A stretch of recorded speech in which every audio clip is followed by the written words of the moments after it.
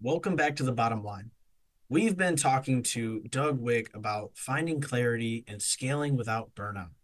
But let me share something I've learned personally. Clarity isn't just about strategy, it's about self-leadership.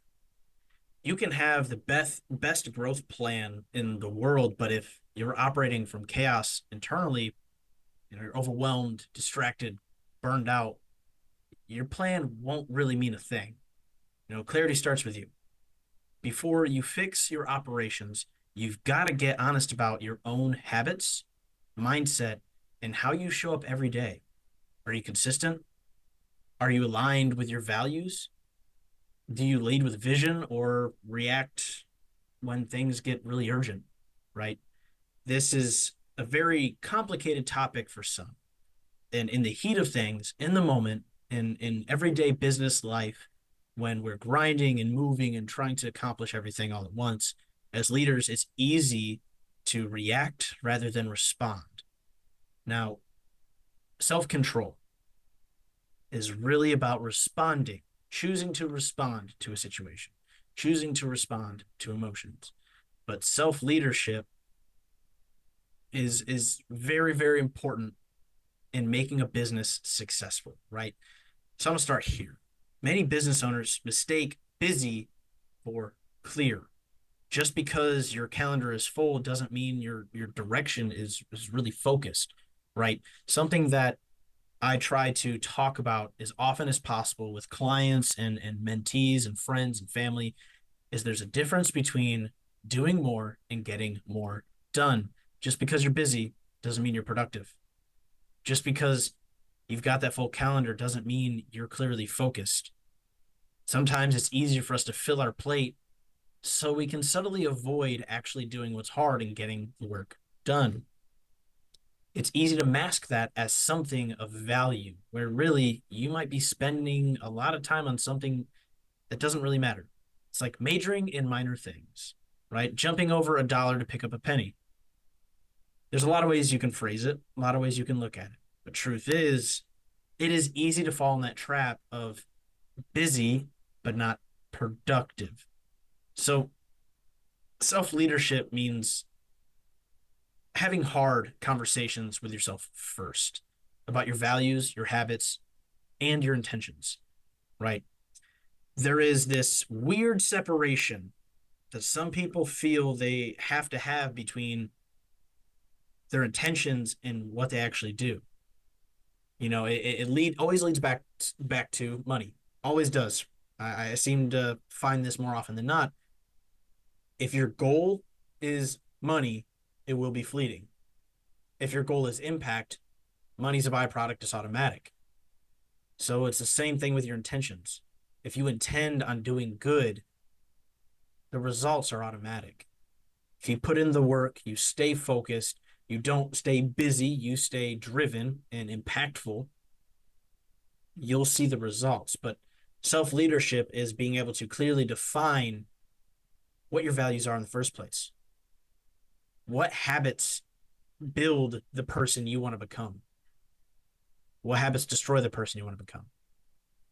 I do an exercise with a lot of my mentees. When they tell me all the wonderful things they want to accomplish in this world, I always like to start with okay, if your goals and objectives are like taking a vacation, you've got to decide on the destination, what you're going to do when you actually arrive at it. What's the next steps? But then how do you get there? You've got to map it out. Because when you set a vacation, destination, you don't just hop in the car, drive off any direction. No. How are you going to get there? You've got to map it out, find milestones, find the in between places, the possible detours, and then you can start traveling in that direction. Self leadership means being honest with yourself about are you staying in alignment with what your objectives are? Are you compromising your core values to get you where you think you want to be? Are your habits building the person and the life you want, or are they breaking it? Because you're always building something. The question is, what? Are you building your purpose? Are you building your dream? Or are you building your excuses? So you've got to ask yourself, am I leading from vision or reacting from pressure. In the world of business, it's all too easy to feel the pressure and react to it. As I mentioned before, the difference, a lot of people see is respond over react. I believe it's also a message of maturity. You know, children, they have a tendency to react to everything. Children also speak first, listen second, and then understand. Mature people, they respond to the problems, they respond to the situation. Mature people tend to listen first, understand, and then speak. You see, this all is wonderful to say. It's wonderful to talk about, wonderful concepts to have and to chew on, but to put it into practice is a completely different story. You see, no one overnight can just automatically be the perfect at responding to the world around them. That's just not how that works. It's a practice, it's a discipline, it's consistent effort placed in growing, becoming, and staying in alignment with who you want to be. A great book that I always refer to is The Compound Effect by Darren Hardy. This book really encapsulates what these small disciplines on a daily basis can do. A great example is you don't have to move an entire mountain at once. If you move one stone every day consistently, you'll still move the mountain. Sometimes our objectives and goals seem so big that we don't know where to start, where to begin. So we get discouraged, deflated, and avoid it. Where in reality, if we just do the next small best thing again and again and again and again, we will get there. We will become, we will grow. It's the same thing when it comes to controlling your emotion. It's not really control, it's just deciding to respond or react. Instead of immediately reacting with anger when someone cuts you off in traffic, take a moment to decide, was it that big of a deal? Is it worth consuming part of my day, part of my energy, part of my mental space? And then decide how to respond. The way I look at it is if everything is objective based, then what response will get you close to the objective? When driving, my objective is to get from point A to point B safely and in somewhat of a timely fashion. Okay, well, if I didn't crash, then I'm still safe. Sometimes I can't really control the time thing, but I still get to choose how I handle it. A good response would be, okay, maybe next time I'll leave a little earlier to plan for the potential delays. That's a sense of maturity, right? That is self leadership.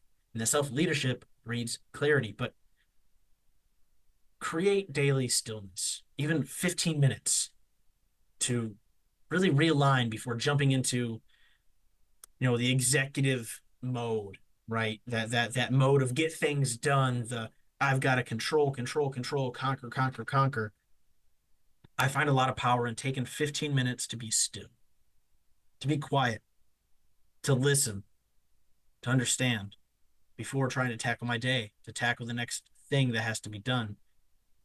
It's too often that we get caught into that rhythm of just move, move, move, where the rhythm doesn't have to be as concrete, doesn't have to be as condensed. You can take a moment to separate yourself from that rhythm and find the best path forward. You don't know if you're taking these massive ways around if you have a more direct approach that just takes a few minutes to see. So it's easier said than done, like most things. But in business, I try to really be an example of take a moment, take a breath, be still, be quiet, think about the bigger picture. Look at your destination, look at what you're doing in the moment to get there, and reevaluate. 15 minutes can save you 15 hours of wasted time and movement. Done consistently, 15 minutes can save you 15 years of struggle, failure, frustration, problems, discouragement. I can say this because I've seen this many, many times. I was very blessed to shortcut 10, 20 years of experience in my field because I had a good mentor and I was able to take the time to reflect, to look at myself, be honest, hold myself accountable, and move with very intentional effort. Not everyone has this, but take it from somebody who has seen it, try to apply it time and time again. Use weekly planning, like your Monday focus plan, right? To zoom out and clarify priorities before you get lost in the weeds. There is an art to going between 10,000 feet and right back in the weeds. You can't spend all your time in either one. You've got to go to the weeds sometimes, and you've got to get to 10,000 feet sometimes. It's the same reason, which I've used before. I've used this example many times on the show. Same reason why LeBron James needs a basketball coach. He needs a basketball coach. It's not because the coach is better than him at basketball. I guarantee you he's not. But it's because the coach can see the forest beyond the tree that's standing in his way. It's similar in a way that we can do it for ourselves. Jump to 10,000 feet, hold a third perspective, get out of the weeds and see the bigger picture. Clarity doesn't mean you always know every step. It means knowing your why and your next right move. You don't got to see the 10-year plan at every moment of your day. You just got to see what the next move in that 10-year plan is. So the clearer you are as a leader, the less confusion your team will have. And vision cascades downward. So share that vision. Your clarity, your confidence, your competence, all of that will rub off on your team. It will make an impact in their ability to be leaders of themselves, to have clarity, to move forward. So self-discipline is the bridge between knowing what needs to change and actually changing it. So I'll leave you with this in this segment before we move on to the next. If the leader is chaotic, the business will be too. But when the leader is clear, the whole organization breathes easier. In my own life, clarity was forged through discipline. Waking up early, reflecting weekly, asking hard questions, and being willing to make hard decisions. So that's what creates the margin to lead, not just manage. But the bottom line is leadership without self-leadership is a trap. To gain clarity in your business, start by getting clear in yourself. We will be right back with more of the bottom line.